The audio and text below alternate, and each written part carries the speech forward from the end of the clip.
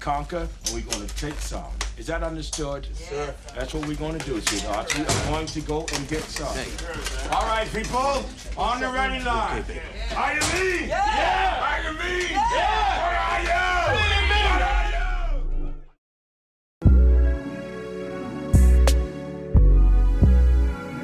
The Exceptional Parent Magazine March issue covers helpful information on hearing, vision, and speech impairments. As always, there is a special military section as well.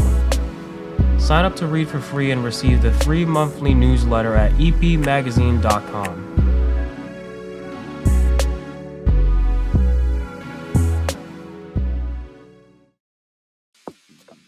Monotony. It comes in all shapes and sizes. Dull, tedious, just plain boring. But what is this? A contender, perhaps? Something unboring by the looks of it. Jabs right at dull, an uppercut to tedium, something that keeps you on your toes, keeps your head on a swivel, a knockout punch to your old, boring workouts. Welcome to Fight Camp.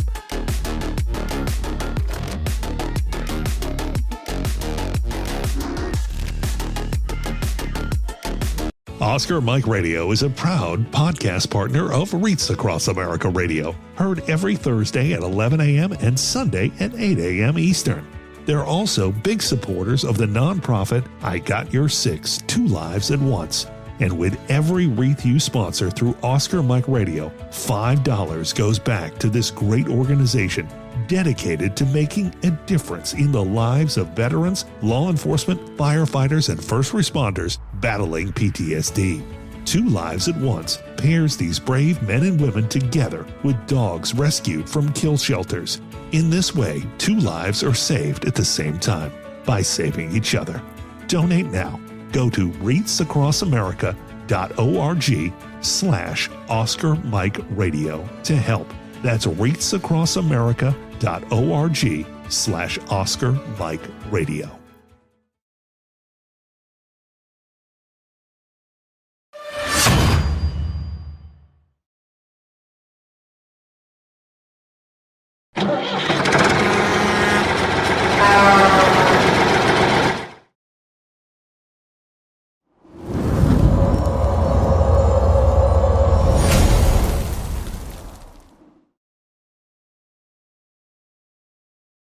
Hello and welcome again to Oscar Mike Radio. My name is Travis, Marine Corps veteran and your host. Oscar Mike Radio is co-produced with Sinister One Productions. What's your podcast doing? I want to thank my sponsor, Joyce Asek of Asek Real Estate, and my supporters, Case on Shaving Company, Exceptional Parent Magazine, and Fight Camp. Be your strongest combination. This year is just off to a super fast start. We are fully in flight. The missile's off the rail, and I love talking to people who serve in the military, get out, and start their own business. It's a special kind of transition experience that I love digging into because it's not normal. Starting a business is a lot, and this next guest embodies all of that, and he's not your typical like veteran business owner. He works in public relations, and I'm pleased to introduce Barret Bogue to Oscar Mike Radio. Barret, welcome. Thank you, and Semper Fidelis. Semper Fi, Travis. Thanks so much for the opportunity to talk about my transition journey, the work we do at Evocati PR, and really looking forward to this conversation. So, all Marines start from somewhere and they go to somewhere else. What led you to say, you know what, I want to join the Marine Corps? Yeah, that's a great question, and that'll take us way back. My family has a history of service in the military. My father served. One of my grandfathers served in World War II, and I had cousins who served as well.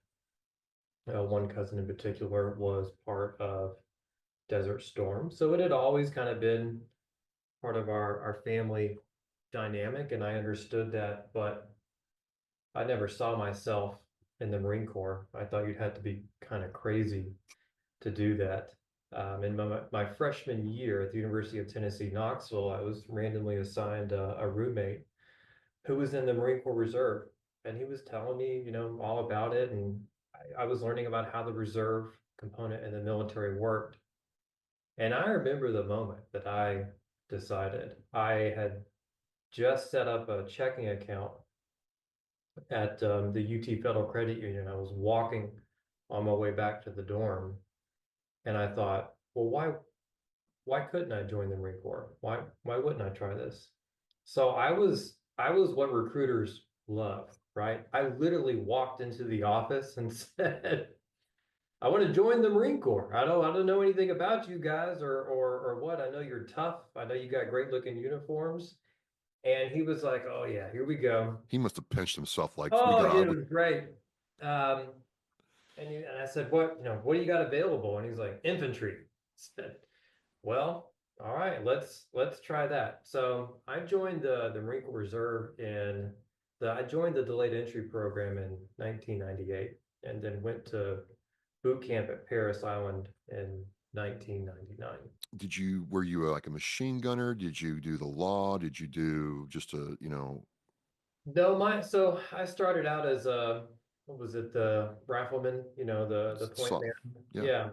Yeah. And my career in the Marine Corps was 6 years. And so I left as a team leader and then a squad leader for time. And I did that while I was earning my bachelor's degree and then my master's degree at the University of Tennessee, Knoxville. And as I joke with people, in between my bachelor and master's degree, I took a gap year and spent it in Iraq as part of OIF-2. And we were deployed to the Sunni Triangle, to Al-Assad Air Base, with the 3rd Marine Aircraft Wing, and then we did a lot of operations around Haditha and Hit and Al Qaim and Fallujah. So that was my career within the Marine Corps. So the reservists always interest me because you're either in school or you're working, but you have to perform as a Marine. Were you thinking about your business aspirations while you were in the reserves? Was that on hold, or was it just getting through school at that time in your life? I wasn't thinking about business at that time. I was thinking about really completing my degree. And the one thing for kind of listeners to note about transition is a reservist transitions back into the civilian workforce once a month. So we go, Friday through Sunday, and we do whatever you need to do within that time period, and then you're back into civilian clothes. So I transitioned. I tell people I transitioned back into the civilian workforce, back into the higher education sector every month. So I wasn't thinking about business opportunities at the time. My journey in that moment was really trying to complete my master's degree. And what I realized is that the reserve component of the military had become an operational component of what was taking place in Iraq and Afghanistan. I knew that if I stayed in, it was gonna take me longer to finish my master's degree, and I had really prioritized finishing my master's degree and getting into the workforce than re-enlisting in the Marine Corps. So I chose not to re-enlist. Which was good because I think within 12 months that unit deployed again and finished up my master's degree and then started my career in the federal sector. Just to close out the Marine Corps side of this, what is it like? Because I was active duty, but what is it like? You're working 9 to 5 or 10 to 6, whatever, and you're a civilian. You're doing civilian stuff, and then you got to turn on the Marine switch and go full Marine Corps for 96 hours, and then bam, you wake up and you're back to being a civilian again. Like, what's that? There's a quick spin up and let off. What is that like? I just never experienced it before. You get used to it. So my unit, I was living in Knoxville, Tennessee, and my unit was in Johnson City. So it was an 1.5-hour drive. And so I would take that 1.5 hours going to our unit to try and get in the right mindset. We were wearing our camis or the uniform of the day, et cetera. And so I was able to kind of disassociate myself from the student routine and get into the Marine Corps routine. The the funniest part is when you're wearing your uniform and you're coming, like for me, when I was coming back to school, is I would like wear it on campus going back to my dorm room or wherever else, and you just get a lot of weird looks because they're not used to seeing somebody in a Marine Corps uniform walking around campus. So I got a lot of like comments and things like that. And then there's also an education component when you're a reservist, and at least in my experience, I had to tell people how the reserve component worked, how we were different from the National Guard, right? Because there was a big National Guard component in East Tennessee, and I said, no, I'm with the Marine Corps. I'm not with the Army. And then you had to explain the difference between the Army and the Marine Corps, and they would still just call it guard duty and not reserve duty. So there was an education component to it as well. But I also, really want to commend just the Marine Corps in general because of how well it integrates its forces, and the fact that we all go through, Parris Island or California. We're all Marines. Like that esprit de corps is very, very critical. And so there was never any challenge integrating our reserve unit with an active duty unit when we were in Iraq. I mean, that just because we were all on active duty. Yeah. So the only time it really kind of, because there were some cultural differences. We were a bunch of Southern rednecks in the middle of Iraq.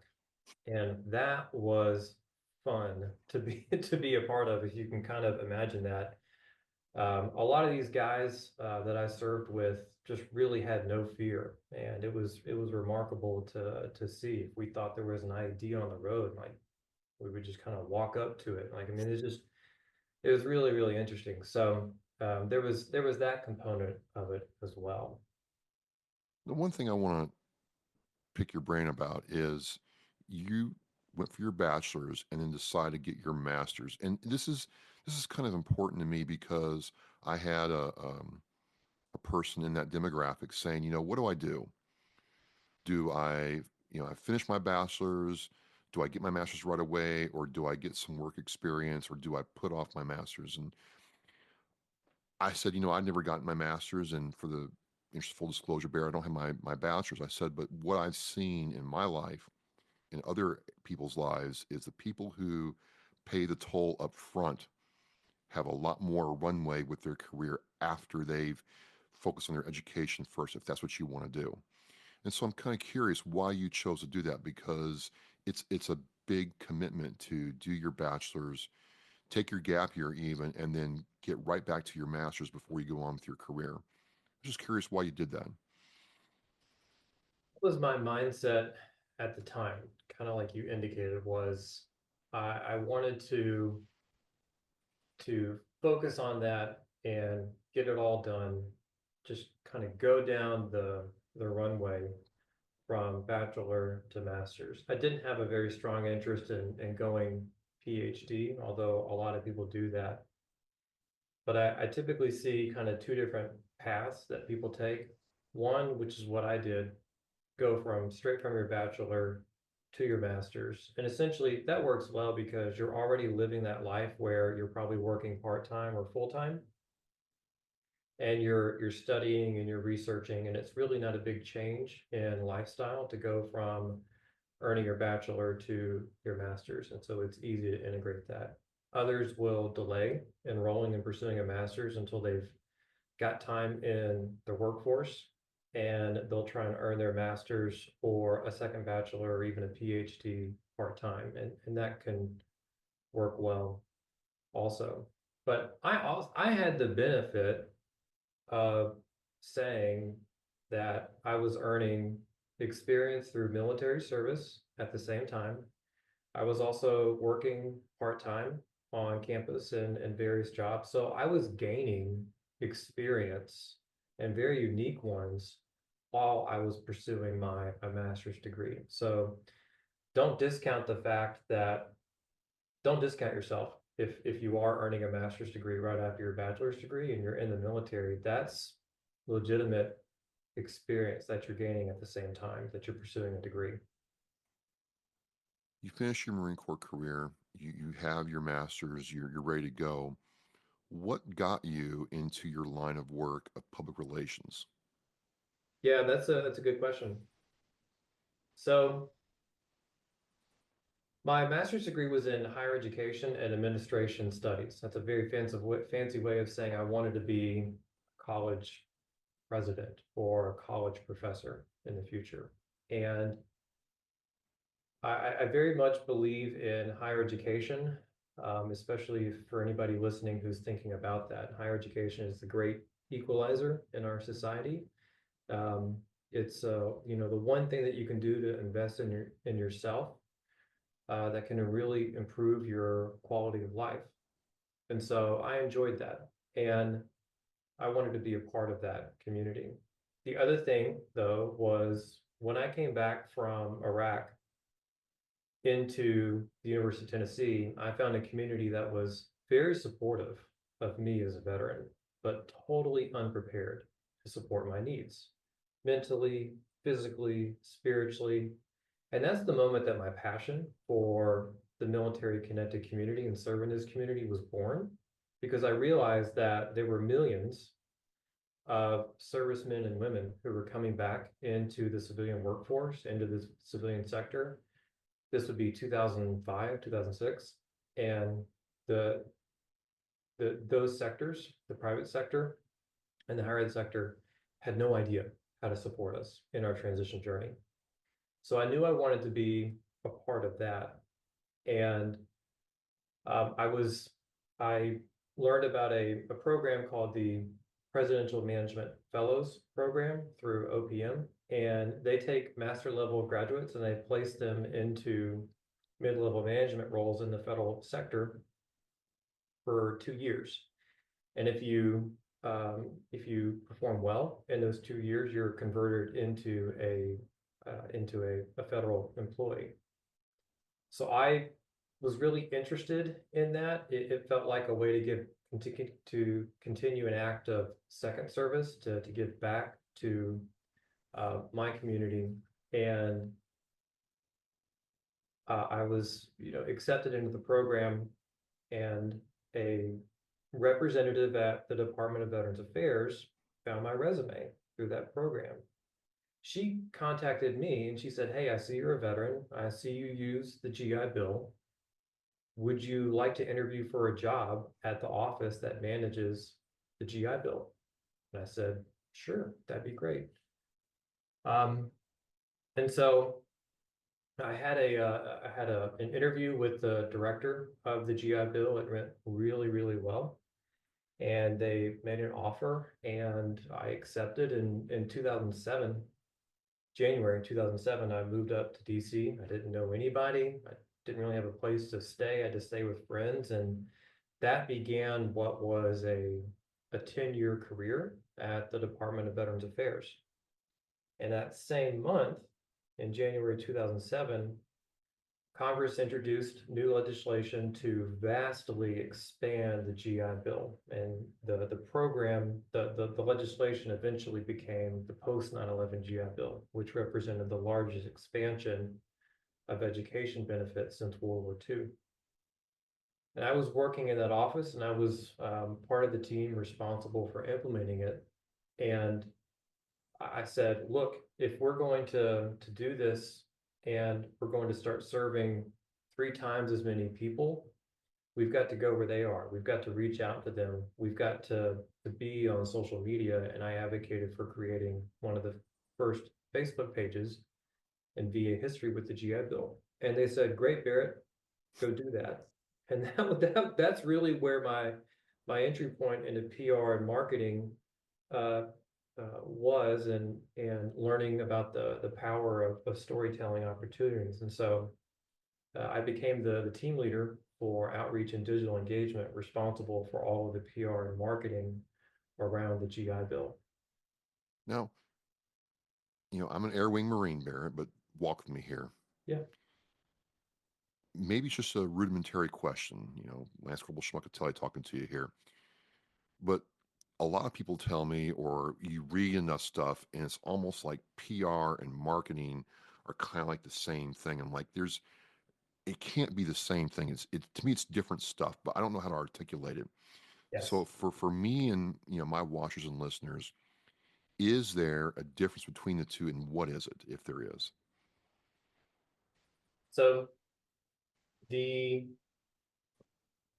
maxim to remember Okay. is marketing is what you say about yourself, and PR is what others say about you.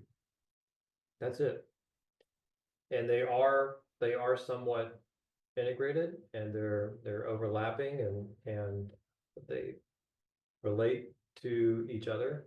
But at its core, marketing is the advertising and storytelling that you put out on your channels about what you do, what you represent, the difference that you make. And PR is what the public or your target audience is saying about you and your brand. So right now we're doing kind of like a marketing exercise where you're talking about what you do to different people through me, if I'm understanding correctly.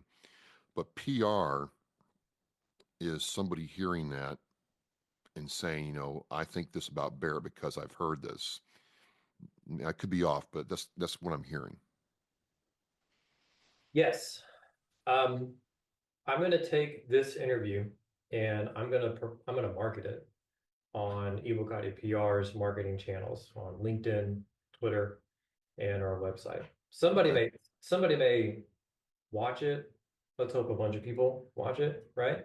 Absolutely. And are inspired by it, and then share it to their personal Twitter or their personal LinkedIn and say, hey, I really enjoyed this story about Barret in his conversation with Travis. And I think, a lot of people should listen to this. That's PR.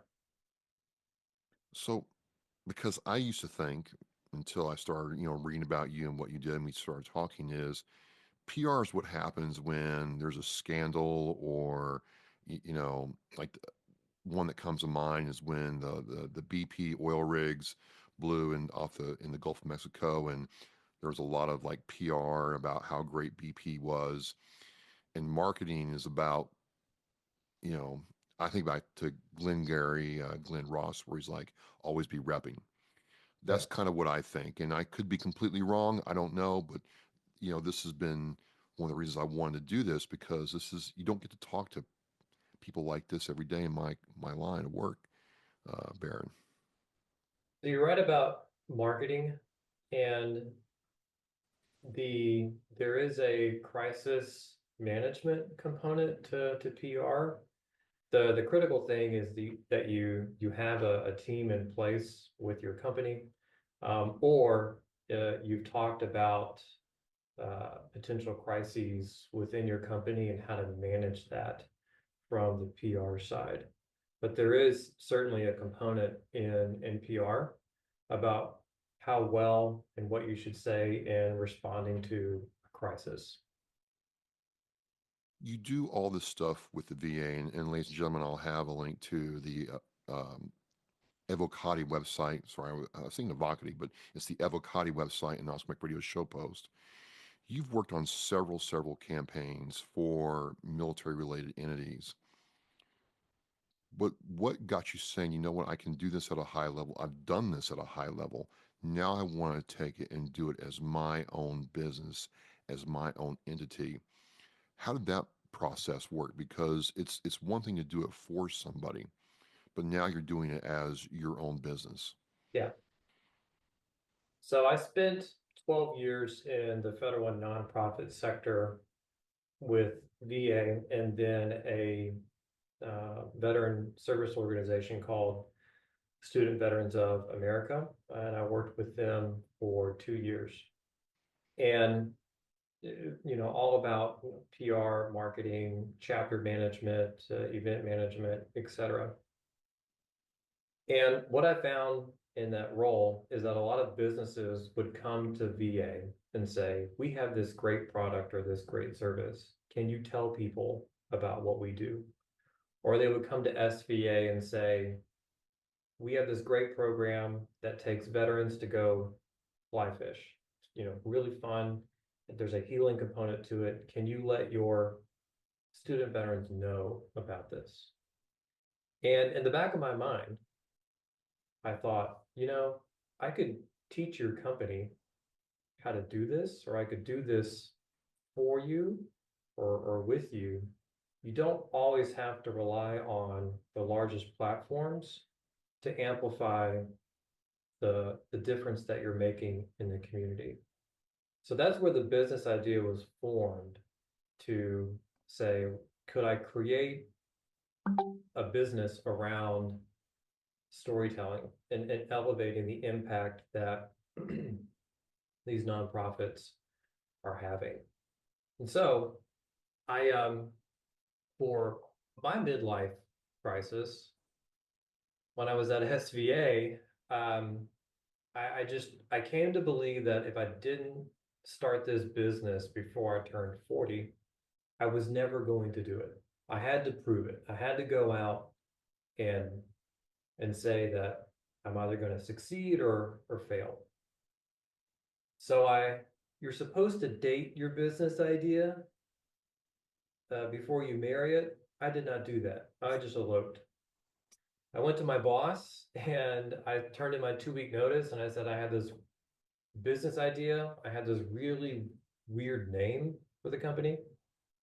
I have no business background, no business plan, no website or email. I just know that I have to do it. And that was in 2018. And so Now, wait a minute. Yeah. Barry. If you go to like Bunker Labs or any of the kind of even the veteran business resources out there from the VA and even at the state level, you just broke like every golden rule they have. Oh yeah, I was in, so after I founded the firm, I got involved in Bunker Labs and did their accelerator training. And that's where I learned the phrase, date your business idea before you marry it. And I was like, well, I did not do that. Whoops. So it was a really funny moment.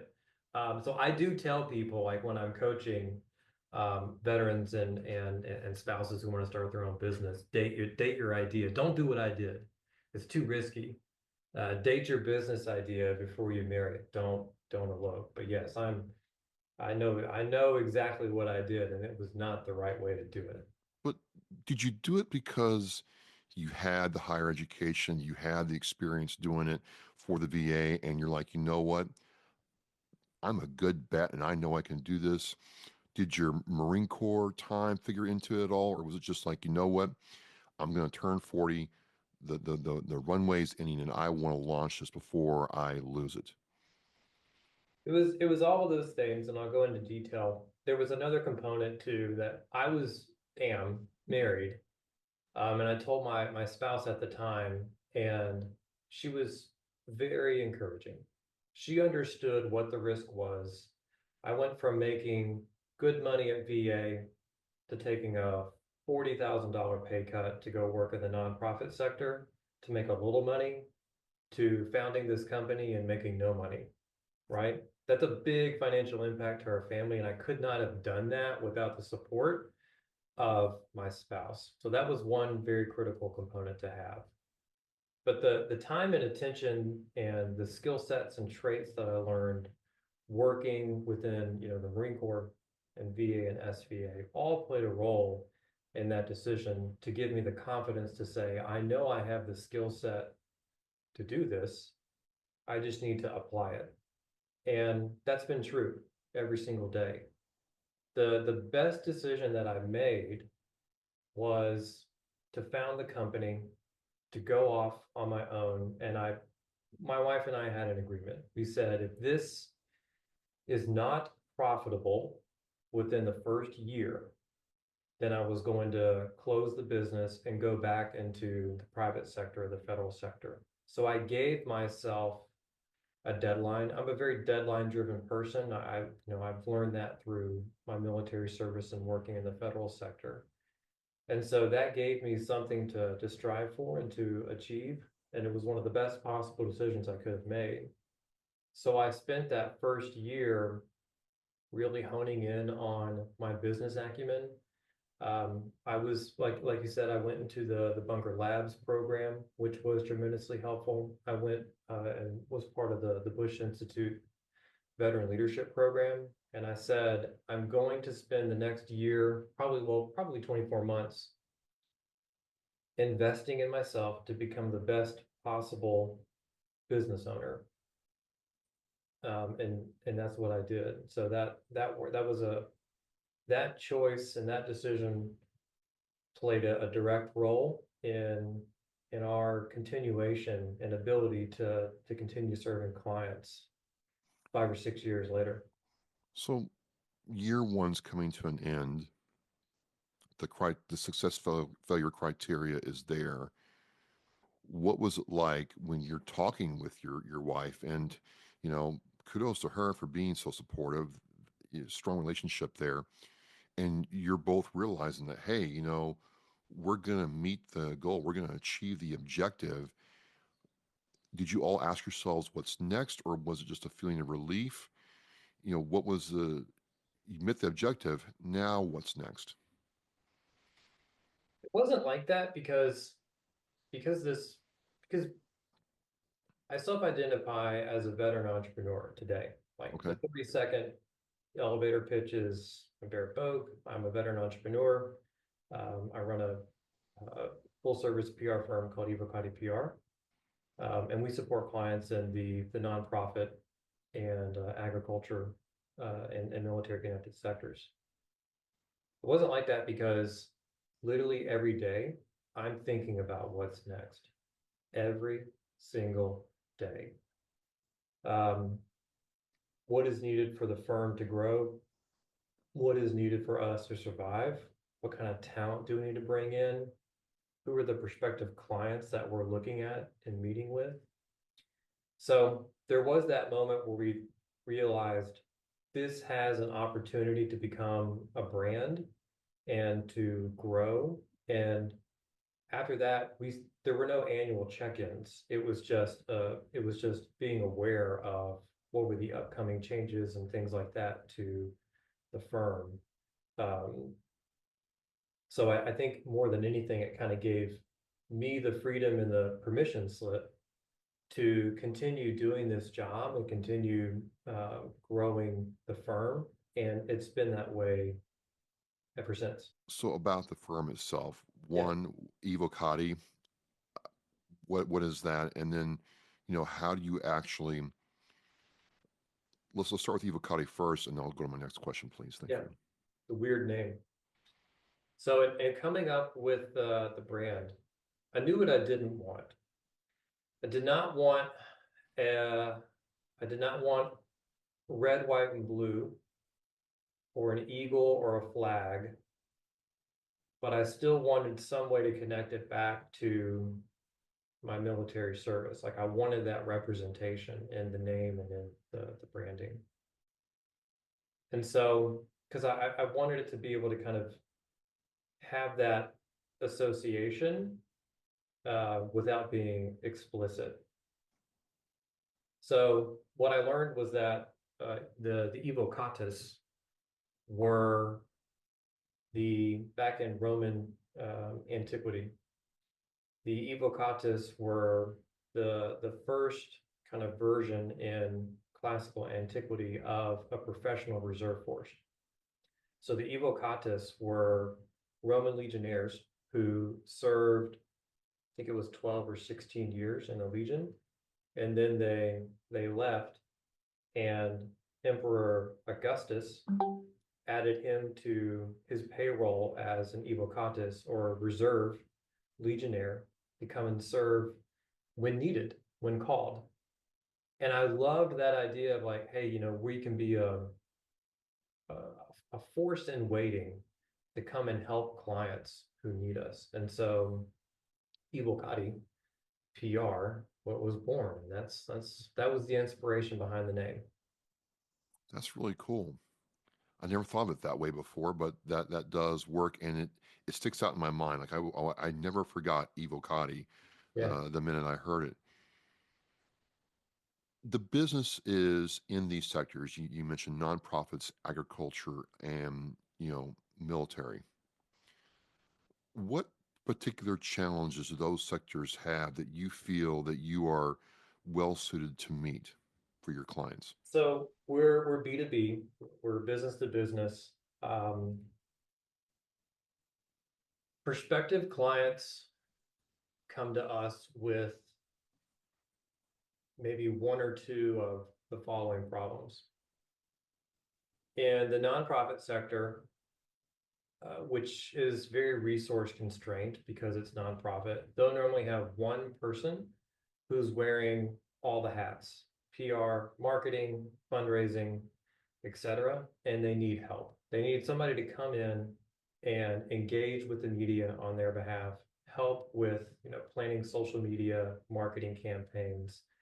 They need to exponentially increase the number of people who are doing that work at an efficient price point. And so that's what we offer. So you contract with us to do PR and marketing for your nonprofit, and you went from having one person to nearly six for a fraction of the cost that you would pay for hiring one full-time person. Other challenges that prospective clients have is you could be a brand new business or a brand new nonprofit, and you don't have any branding, you don't have a logo, you don't have a go-to-market strategy to announce what you're doing. You don't have an editorial calendar or any kind of social media, marketing calendar, anything in place that you would need to effectively launch and sustain your brand. And so we can come in, and we've done that for clients. We come in and help you develop your brand story, your marketing, your logo.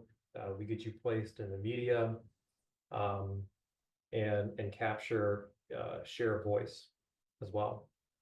Other challenges, and it's not all that common, but prospective clients will reach out to us because there's been a couple like negative news stories about them, and they don't have an ability to respond because they don't have anybody wearing the media hat, and they don't have anybody to go out and engage with the media.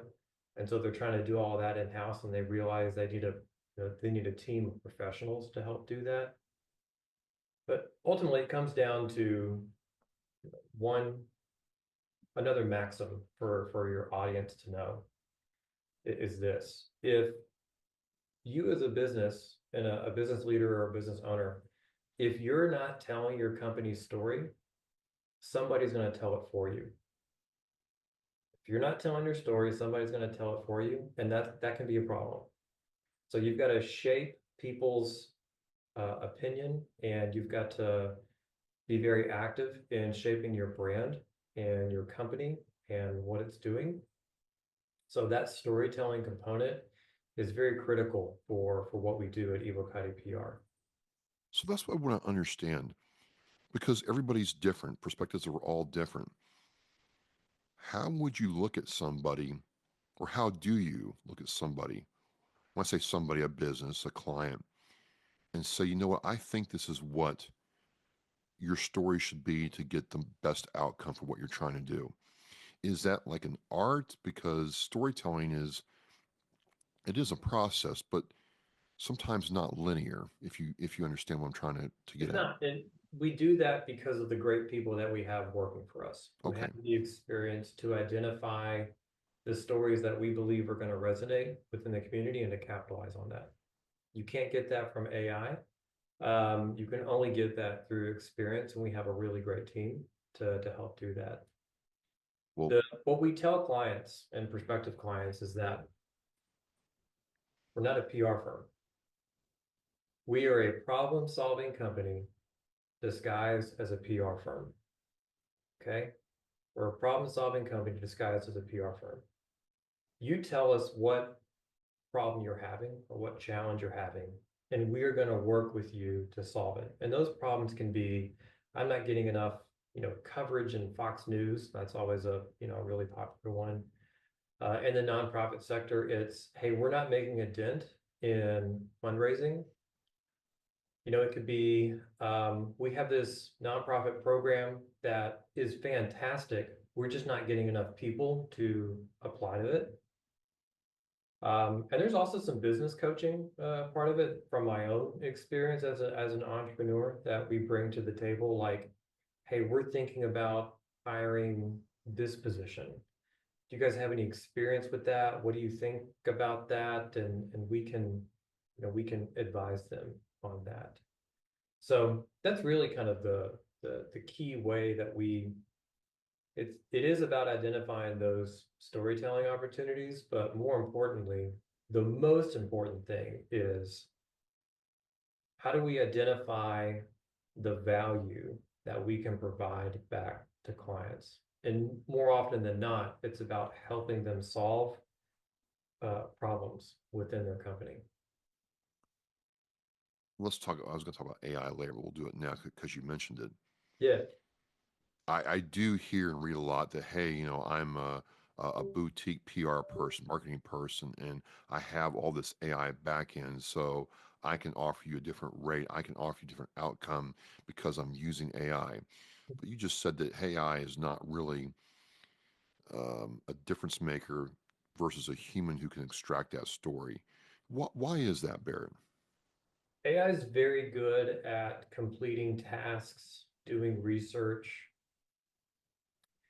I think in 2025, we're going to see a lot of really interesting developments in terms of AI agent.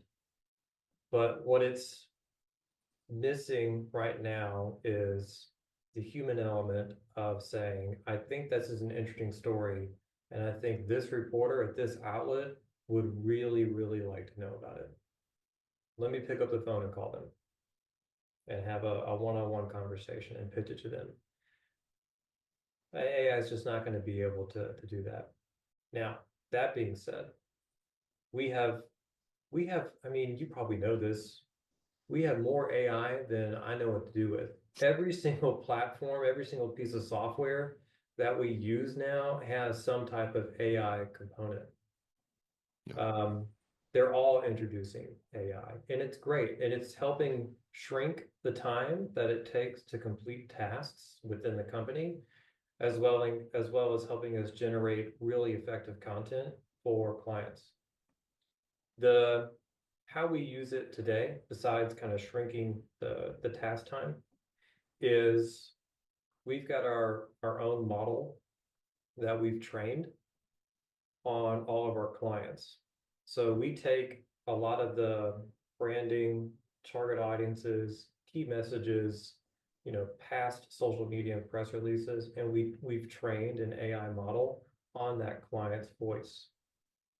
So we can go to that model and say, hey, we want you to help us come up with a campaign launching, this new nonprofit service.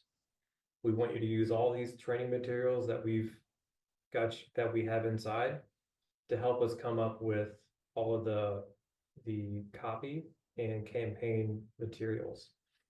And it thus far, it performs at a level of probably a really effective intern is what it puts out. But we have no intention of using AI to replace people inside the firm. And what clients have said is they like the fact that we're investing time in training AI so that it's not putting out something that's generic or not in their brand voice, but that it absolutely represents them. And then finally, the product that it puts out does undergo human input and human review. We don't send anything that's AI created directly to a client. We take a look at it first to make sure that it's consistent and that it's going to achieve the objective that we want to achieve with our client. One of the things that you mentioned is the client's voice, and the AI has a trouble, extrapolating that and giving the client their voice. But on the other hand is, how do you look at a client and find their voice and then match it to what you're trying to do? Because every client's different, every person's different, and you can have a team and they can hear or see 5 different things. how does that aspect of what you do works? It's a very involved process, Okay. or at least for us at Evocati PR. I think at a traditional PR firm, from what I know, because prospective clients will get quotes and they've talked to other PR firms, and PR firms, traditional ones, are really focused on sending as many pitches as possible to media outlets and getting you mentioned. We don't approach it that way. Our role, like I said, is to provide maximum value back to the client, and that could look differently. So when we go and pitch a story, there's with a firm intentionality that we're going to be very successful in capturing this media hit for this client. So we don't spam like a bunch of reporters with a bunch of pitches in the hopes that, 1% agree to interview a client. Finding that voice is a bit of a proprietary secret sauce that we have at Sure. Evocati PR, but there's a process that we go through in onboarding a new client that says we need to have these elements, these things that we have to have together. I won't say what they all are, but some of them are like, we need to identify your top 4 target audiences, and we need to create target audience personas. What's their age? What's their income bracket? Where do they consume media? What do they like? We take all of that and we put it all together. We start training the AI on it, but we also use it for our own, up in here. And we use that to help you come up with, what's the most, based upon this information, what is the storyline that we feel like is going to most resonate with that audience and with that reporter. So it could be something like, hey, you want to reach the general public as well as military veterans with this product, and you want them to know about it. And we learned through discovery that, hey, this product is 100% made in America, and all of our employees are, it's all of our offices are in America, and all of our employees live here. So it's like 100% made in America. Okay, that's really good. We think like in this moment in time, in this environment, with this audience, we think the fact that your product is 100% made in America will resonate. So let's build out a campaign around that. When we talk to reporters, let's tell them, hey, this is a great product, 100% made in America, by the way. So like, oh, really? That's really interesting. Let's talk more about that. So it is a little bit of art involved in it that we can only do through the experience that our team members bring to the company. PR firms develop a client base over time. I'm curious to know, do you have any clients still that signed up with you when you first started? How's that relationship like? Because if they've been with you for a while, their needs are going to change as they grow or go through market fluctuations, and you've got to be, for lack of a better term, Semper Gumby in order to deal with that. Yeah, I use Semper Gumby a lot in talking with clients. So a little bit of history about the firm. When I started Evocati, it was a solopreneur. I was it. And I had a consulting part of the company and then a PR part of the company. And I did that for 3 or 4 years. And so I would consult with other businesses that wanted to attract, support, and engage military connected talent. So I would come in and basically audit their ability to do that. And then I was also doing PR, which I was engaging with media and sending out press releases, etc. The consulting side and the PR side, what I learned through trial and error was that I was trying to run 2 different business models inside the same company, and I couldn't focus on both. I had to choose one. So I put all of the consulting work, the research, all of that stuff that we've done, I put that to the side and said, I'm pausing that, and it's been paused. This was in 2020 or 2021. And I said, I'm going to focus solely on building out the PR side of the business and building out building out a firm. And so that's what I did. And I said, I'm going to build a boutique PR firm. And one of the things that I was very, very insistent on was we're not going to grow exponentially. I have no desire to grow fast. I want to grow the firm purposefully because this is a lifestyle company for us. I want to be able to live the life that I want to live while working on Evocati PR. And so I brought in one of the best business decisions I've ever made was I brought in a business partner named Mark Zemansky, who has experience in the military connected sector. He previously worked at IAVA, but he also has experience in the agriculture sector with the National Potato Council. And we came in and said, let's combine our companies and bring it into Evocati PR, and let's start servicing the agriculture sector and the nonprofit military connected sector. And so some of our longest standing client relationships are right around 4-5 years old now. And we value long-term client relationships over short-term wins. And so we've been working with Soldiers, Angels, and NPC for many, many years now. And we've brought in others to the client family. We are a values-based company. Those values are up on our website.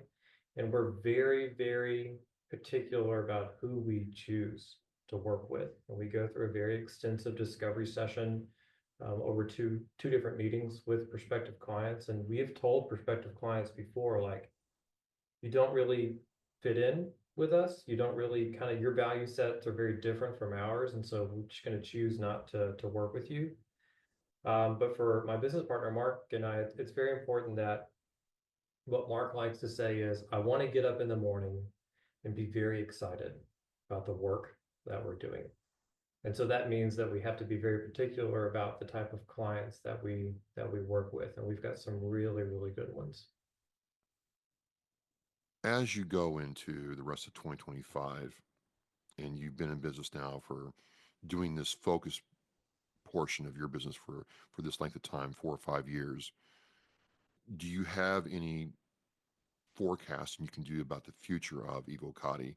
Is it still going to be based on knowing your customer, maintaining your values, and delivering at a high value, or do you see yourself expanding in any other sector? What's next for you, Bogue? The focus for 2025 is to continue to provide a high level of value back to our existing client base. We are expanding. We just announced 2 new clients over the past 30 days. One is the Northwest Rally Association, which is so awesome. They host rally car races in the Pacific Northwest. They are the nation's fastest growing rally sports organization in the US. The reason why they appealed to us, besides having a great ownership team, is the fact that 25% of their racers, their competitors, are military veterans. Oh, wow. We were blown away by that. And as we kind of learned more about their business and how races happen and what takes place, we realized it makes a lot of sense for this sport to appeal to veterans. And so we said, we've got to jump on this. We've got to be the first ones in. The other one is PDS Optical. They control 90% of the eyeglass and eyewear market for veterans, like me, who receive their healthcare through VA. And what they've seen is that they have a really great position inside VA, but a lot of veterans don't know that they qualify for free eyewear through VA. So they want to engage in a very wide-ranging PR and marketing campaign to educate veterans on the fact that you can get free eyewear through VA. And they're a veteran-led company, and they're a values-led company. They're great. There's a third one that's not public yet, but I'm very excited to announce that probably within the next 2 weeks. That's really going to accelerate our work. So it's strategically growing out the client base within the military connected and agriculture sectors. And then the second thing is bringing in highly qualified, highly energetic talent into the team to help serve these clients. And that's it. Like I said, it's nothing grand, it's nothing big. I said, very clearly, we want to be very intentional about how we grow. And that's what we're looking at for 2025. Well, maybe you don't have to be big to deliver big. No, no, you don't. I think that's the lesson here. How can people watching this, and we're in this marketing exercise called Oscar Mike Radio, which is this podcast about military and veterans. How can people connect with you, Barret, and your company and the services you offer? Yeah, so just go to our website, evocatipr.com or evocatillc.com, and then click on contact us, and there's a scheduling embed right there, and that's actually direct to my calendar. I don't tell people that, but I'll tell your audience. So that actually just gets it right on my calendar, and I'm more than happy to take a call if you're interested in PR and marketing support.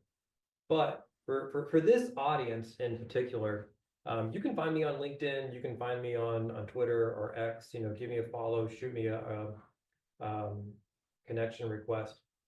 But if you're a transitioning service member or a service member, or if you're out there and you're listening and you're thinking about starting your own business and you just want to talk and you might need some coaching, I'm more than happy to make myself available to anybody who's interested in starting their own company, to help you, to prevent you from making the mistakes that I made. So that's the best way to find me, is through our website, LinkedIn, and Twitter.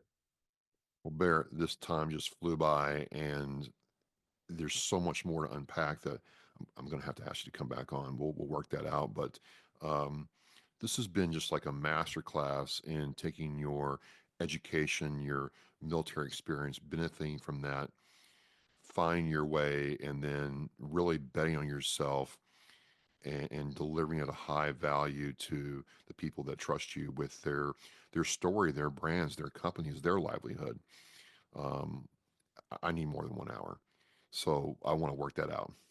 You bet. We'll make a promise right here on the record to come back. I want to thank you for the opportunity to talk about my journey, but more importantly, to show genuine interest and to ask really engaging questions. I agree. There's probably a lot more that we can explore together, and I look forward to that. Otherwise, it was my privilege to come talk about the great work that our team is doing at Evocati PR.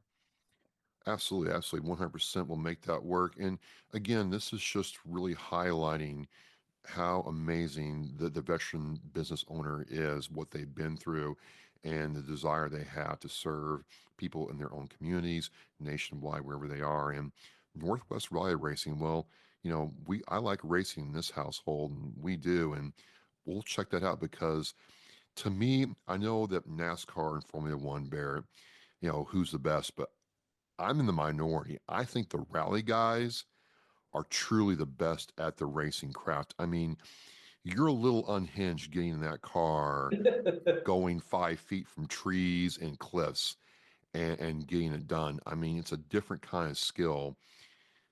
Though, and the trees are hard. I mean, all the time.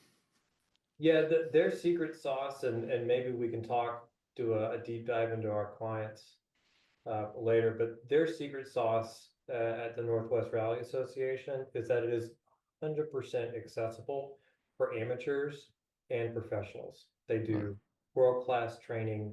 You can even take your car today, like minivans, right? And go participate. Like, they have really innovative course designs. And so it's fantastic. Awesome, awesome. Again, ladies and gentlemen, you have another aspect of the veteran experience here in the Marine Corps. And, Barret, I know Chesty is proud right now, no doubt about it. So thank you for coming on. Thank you all for watching. And as we say in Oscar Mike Radio, we're mission in flight. Thank you.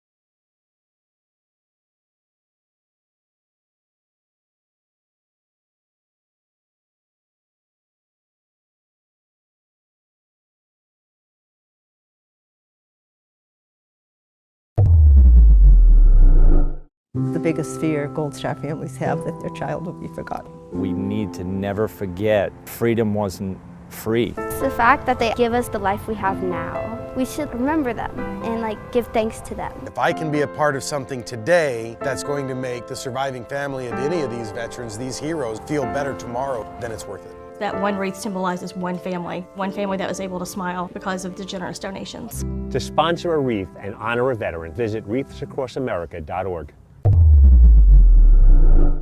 Thank you for listening and watching Oscar Mike Radio, where our active duty service members and veterans are in action and the mission is in flight.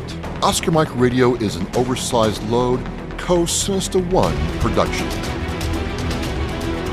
If you are a veteran or know a veteran who needs help, please dial 988 and press 1 for the Veterans Crisis Line.